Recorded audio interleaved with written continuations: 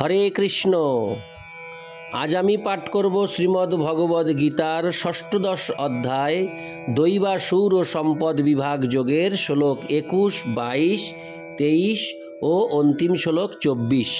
অডিওর শুরুতে আমি সকল ভক্তিমতী মা ও ভক্তবৃন্দের কাছে একটি আবেদন রাখব, আপনারা সকলেই আমাকে আশীর্বাদ করুন এবং আমার এই ছোট্ট চ্যানেল অমৃত গ্রন্থকে প্রচুর সাবস্ক্রাইব করে আমার পাশে থেকে আমাকে সহযোগিতা করুন, যাতে আমি শ্রীমদ্ ভগবত গীতা পাঠ সমাপ্ত হওয়ার পর শ্রী চৈতন্য চরিতামৃত গ্রন্থটি পাঠ করে আপনাদের কাছে পৌঁছে দিতে পারি।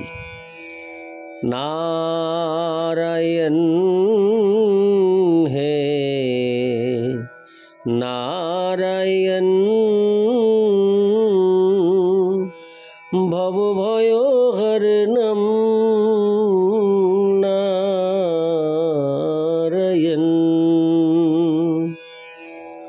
শ্লোক 21। ত্রিবিধং নরকোষেদং দারং নাশনমাত্তন কাম ক্রোধস্তোতা লোভস্তস্মাদেতত্রয়ং ত্যজ্যেত। অনুবাদ: কাম, ক্রোধ ও লোভ এই তিনটি নরকের দ্বার, অতএব এই তিনটি পরিত্যাগ করবে, কারণ তাদের মাধ্যমে আত্মার অধোগতি হয়। তাৎপর্য: এখানে আসরিক জীবনের কিভাবে শুরু হয় তার বর্ণনা করা হয়েছে। মানুষ কাম উপভোগ করবার চেষ্টা করে এবং তার অতৃপ্তিতে তার চিত্তে ক্রোধ ও লোভের উদয় হয়। সুস্থ মস্তিষ্ক সম্পন্ন যে মানুষ আসরিক জীবনে পতিত হতে চায় না, তাকে অবশ্যই এই তিনটি শত্রুর সঙ্গ বর্জন করতে হবে। এই তিনটি শত্রু আত্মাকে এমনভাবে অধোগামী করে, যার ফলে জড়জগতের বন্ধন থেকে মুক্ত হবার আর কোনো সম্ভাবনাই তার থাকে না। ইতি শ্লোক 21। শ্লোক 22। এতৈর বিমুক্ত কৌন্তেয় তমোদ্দারৈ স্ত্রীভির্নরঃ আচরত্যাত্মন শ্রেয়স্ততো জাতি পরাঙ্গতিম।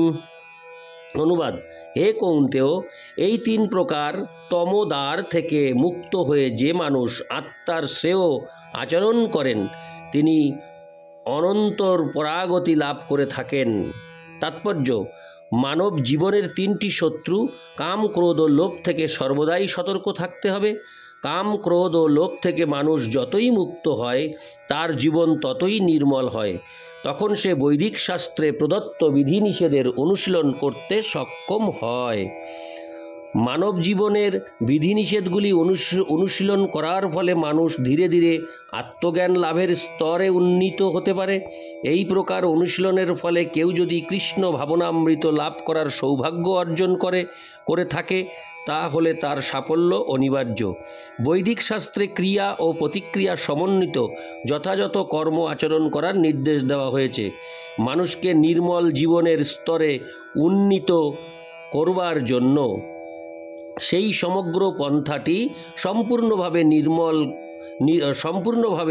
নির্ভর করছে কাম, ক্রোধ ও লোভ পরিত্যাগ করার উপর।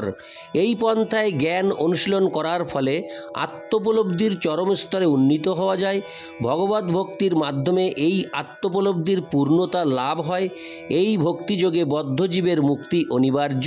তাই বৈদিক প্রথায় জীবনের 4টি বর্ণ ও জীবনের 4টি আশ্রমের নির্দেশ দেওয়া হয়েছে এবং তাকে বলা হয় দৈব বর্ণাশ্রম ধর্ম। সেখানে সমাজের বিভিন্ন বর্ণ ও আশ্রমের জন্য ভিন্ন ভিন্ন বিধান নির্দিষ্ট হয়েছে এবং কেউ যদি যথাযথভাবে সেগুলি আচরণ করেন, তাহলে আপনা থেকেই তিনি অধ্যাত্ম উপলব্ধির চরম স্তরে উন্নীত হতে পারবেন। তখন তিনি নিঃসন্দেহে মুক্তি লাভ করবেন। ইতি শ্লোক 22। শ্লোক 23। য শাস্ত্র বিধিমুৎসৃজ্য বর্ততে কামকারত ন স সিদ্ধিমবাপ্নোতি ন সুখং ন পরাঙ্গতিম। অনুবাদ: যে শাস্ত্রবিধি পরিত্যাগ করে কামের বশবর্তী হয়ে যথেচ্ছাচারে লিপ্ত থাকে, সে সিদ্ধি, সুখ অথবা পরাগতি লাভ করতে পারে না। তাৎপর্য: পূর্বেই বলা হয়েছে, মানব সেবার বিভিন্ন বর্ণ ও আশ্রমের জন্য শাস্ত্রবিধি ও শাস্ত্রীয় নির্দেশ দেওয়া হয়েছে। সকলেরই কর্তব্য এই সমস্ত বিধিগুলি অনুশীলন করা। কেউ যদি সেই নির্দেশগুলি অনুসরণ না করে কাম ও লোভের বশবর্তী হয়ে নিজের খেয়াল খুশি মতো জীবনযাপন করতে থাকে, তাহলে সে কখনোই সিদ্ধি লাভ করতে পারবে না। পক্ষান্তরে বলা যায়, কোনো মানুষ সিদ্ধান্তগতভাবে এই সমস্ত শাস্ত্র নির্দেশ সম্বন্ধে অবগত থাকতে পারে, কিন্তু সে তার নিজের জীবনে সেগুলিকে প্রয়োগ না করলে তাকে একটি নরাধম বলে জানতে হবে। মনুষ্য শরীর প্রাপ্ত জীবের কাছে এটি প্রত্যাশা করা হয় যে সে সুস্থ মস্তিষ্ক সম্পন্ন হবে এবং জীবনের সর্বোচ্চ স্তরে উন্নীত হওয়ার জন্য শাস্ত্র নির্দেশগুলি অনুশীলন করবে, কিন্তু সে যদি তা অনুসরণ না করে তাহলে তার অধঃপতন হয়। এমনকি সমস্ত বিধি নিষেধ ও নৈতিক আচার অনুষ্ঠান করেও সে যদি ভগবত তত্ত্ব উপলব্ধির স্তরে উন্নীত না হয়, তাহলে তার সমস্ত জ্ঞানই ব্যর্থ হয়। আর সে যদি ভগবানের অস্তিত্বকে স্বীকার করা সত্ত্বেও ভগবানের সেবায় নিজেকে নিযুক্ত না করে, তবে তার সমস্ত প্রচেষ্টা ব্যর্থ হয়। তাই ধীরে ধীরে কৃষ্ণ ভাবনামৃত ও ভগবত ভক্তির স্তরে উন্নীত হওয়া উচিত। তখনই কেবল সিদ্ধির সর্বোচ্চ স্তরে অধিষ্ঠিত হওয়া যায়, এছাড়া আর কোনো উপায়ে তা সম্ভব নয়। কাম ও কারত কথাটি অত্যন্ত তাৎপর্যপূর্ণ। জ্ঞাতসারে মানুষ যখন শাস্ত্রবিধি লঙ্ঘন করে, তখন সে কামের বশবর্তী হয়ে আচরণ করে। সেই আচরণগুলি নিষিদ্ধ জেনেও সে তা করে থাকে। একেই বলা হয় খেয়াল খুশি মতো আচরণ করা। সে জানে যে শাস্ত্রবিধি অনুশীলন করা উচিত, কিন্তু তবুও সে তা করে না, তাই তাকে বলা হয় খামখেয়ালি। পরিণামে এই সমস্ত মানুষেরা ভগবানের দ্বারা দণ্ডিত হয়। মানব জীবনের যে চরম সিদ্ধি তা তারা কখনোই লাভ করতে পারে না। মানব জীবনের বিশেষ উদ্দেশ্য হচ্ছে জীবনকে পবিত্র করা, এবং যারা শাস্ত্রবিধি অনুসারে আচরণ করে না তারা কখনোই পবিত্র হতে পারে না এবং যথার্থ আনন্দ লাভ করতে পারে না। ইতি শ্লোক 23। এখন আমি পাঠ করব ষষ্ঠদশ অধ্যায়ের অন্তিম শ্লোক 24। তস্মচ্ছাস্ত্রং প্রমাণং তে কার্যাকার্যব্যবস্থিতৌ জ্ঞাতা শাস্ত্রবিধানোক্তং কর্ম কর্তুমিহার্হসি। অনুবাদ: অতএব কর্তব্য ও অকর্তব্য নির্ধারণে শাস্ত্রই তোমার প্রমাণ। শাস্ত্রীয় বিধানে কথিত কর্ম সম্বন্ধে জেনে তুমি সেই কর্ম সম্পাদন করতে যোগ্য হও। তাৎপর্য: পঞ্চদশ অধ্যায়ে বলা হয়েছে, সমস্ত বৈদিক বিধি ও নিষেধের উদ্দেশ্য শ্রীকৃষ্ণকে জানা। কেউ যদি ভগবদ্গীতার মাধ্যমে শ্রীকৃষ্ণকে জানতে পারেন এবং কৃষ্ণ ভাবনার অমৃতময় স্তরে স্থিত হয়ে ভগবানের সেবায় নিযুক্ত হন, তাহলে তিনি বৈদিক জ্ঞানের চরম সিদ্ধির স্তরে উপনীত হন। শ্রী চৈতন্য মহাপ্রভু এই পন্থাকে অত্যন্ত সরল করে দিয়েছেন। তিনি মানুষকে কেবল হরে কৃষ্ণ কৃষ্ণ কৃষ্ণ হরে হরে, হরে রাম রাম রাম হরে হরে এই মহামন্ত্র কীর্তন করতে, ভক্তিযুক্ত ভগবৎ সেবায় নিযুক্ত হতে এবং ভগবৎ প্রসাদ গ্রহণ করতে বলেছেন। যিনি এভাবে ভক্তিমূলক কর্মধারায় প্রত্যক্ষভাবে আত্মনিয়োগ করেছেন, তিনি সমস্ত বৈদিক শাস্ত্রাদি অধ্যয়ন করেছেন বলেই বুঝতে হবে। তিনি যথাযথভাবে সিদ্ধান্তে উপনীত হয়েছেন।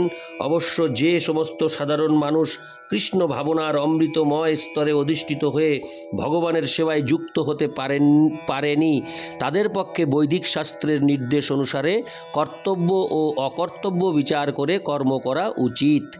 কোনো রকম কুতর্ক না করে সেইভাবে আচরণ করা উচিত। তাকেই বলা হয় শাস্ত্রবিধি অনুসারে আচরণ করা। শাস্ত্রবদ্ধ জীবের মধ্যে দৃষ্ট 4টি ত্রুটি: ভ্রম, প্রমাদ, বিপ্রলিপ্সা ও করণাপাটব ভুল করার প্রবণতা, মোহগ্রস্ত হওয়া, প্রবঞ্চনা করার প্রবণতা ও ত্রুটিপূর্ণ ইন্দ্রিয়াদি থেকে মুক্ত। এই চারটি প্রধান ত্রুটি থাকার জন্য বদ্ধজীব বিধিনিয়ম রচনার অযোগ্য। সেই কারণেই শাস্ত্রোক্ত বিধিনিয়মগুলি এই চারটি ত্রুটি থেকে সম্পূর্ণভাবে মুক্ত বলে সমস্ত মহান ঋষি, আচার্য ও মহাত্মাগণ সেগুলিকে কোনো রকম পরিবর্তন না করেই গ্রহণ করেছেন। ভারতবর্ষে অনেক আধ্যাত্মিক সম্প্রদায় রয়েছে যেগুলি সাধারণত দুভাগে বিভক্ত, নির্বিশেষবাদী ও সবিশেষবাদী। তারা উভয়ই অবশ্য বৈদিক নির্দেশ অনুসারেই জীবনযাপন করেন। শাস্ত্র নির্দেশ অনুশীলন না করে কখনোই সিদ্ধি লাভ করা যায় না, তাই তিনি যথার্থভাবে শাস্ত্রের মর্মার্থ উপলব্ধি করতে পেরেছেন। তাকে ভাগ্যবান বলে মনে করা হয়। পরমেশ্বর ভগবানকে উপলব্ধি করার নীতির বিরুদ্ধাচরণই মানব সমাজের সমস্ত অধঃপতনের কারণ। মানব জীবনে সেটিই সবচেয়ে গর্হিত অপরাধ। তাই ভগবানের বহিরঙ্গা শক্তি মায়া সর্বদাই আমাদের ত্রিতাপ দুঃখরূপ ক্লেশ প্রদান করে চলেছে। এই বহিরঙ্গা শক্তি জড় প্রকৃতির ত্রিগুণের দ্বারা গঠিত। পরমেশ্বর ভগবানকে উপলব্ধি করতে হলে অন্তত সত্ত্বগুণে উন্নীত হতে হবে। সত্ত্বগুণের স্তরে উন্নীত হতে না পারলে মানুষ রজ ও তম গুণের স্তরে থেকে যায়, যা আসরিক জীবনের কারণ। যারা রজ ও তম গুণে আচ্ছন্ন হয়ে আছে তারা শাস্ত্রকে অবজ্ঞা করে, সাধুদের অবজ্ঞা করে এবং পরমেশ্বর ভগবানকে যথাযথভাবে উপলব্ধি করার পন্থাকেও অবজ্ঞা করে। তারা সদ্গুরুর উপদেশ অমান্য করে এবং তারা শাস্ত্র নির্দেশের কোনো রকম পরোয়া করে না। ভগবদ্ ভক্তির মাহাত্ম্য শ্রবণ করা সত্ত্বেও তারা তার প্রতি আকৃষ্ট হয় না। এভাবে তারা নিজেদের মন গড়া উন্নতির পন্থা আবিষ্কার করে। এগুলি মানব সমাজের কতকগুলি ত্রুটি যা মানুষকে আসরিক জীবনের পথে পরিচালিত করে। কিন্তু মানুষ যদি যথার্থ সদ্গুরুর দ্বারা পরিচালিত হয়, যিনি তাদের সর্বোচ্চ উন্নতির স্তরে উন্নীত হওয়ার পথ প্রদর্শন করবেন, তাহলেই তাদের জীবন সার্থক হতে পারে। ইতি শ্লোক দৈব ও আসরিক প্রকৃতিগুলির পরিচয় বিষয়ক দৈবাসুর ও সম্পদ বিভাগ যোগ নামক শ্রীমদ্ ভগবদ্ গীতার ১৬ অধ্যায়ের ভক্তি বেদান্ত তাৎপর্য সমাপ্ত। নারায়ণ হে নারায়ণ ভবভয় হরে নম নারায়ণ লক্ষ্মীকান্तं কমলনয়নম মঙ্গল চরণম নারায়ণ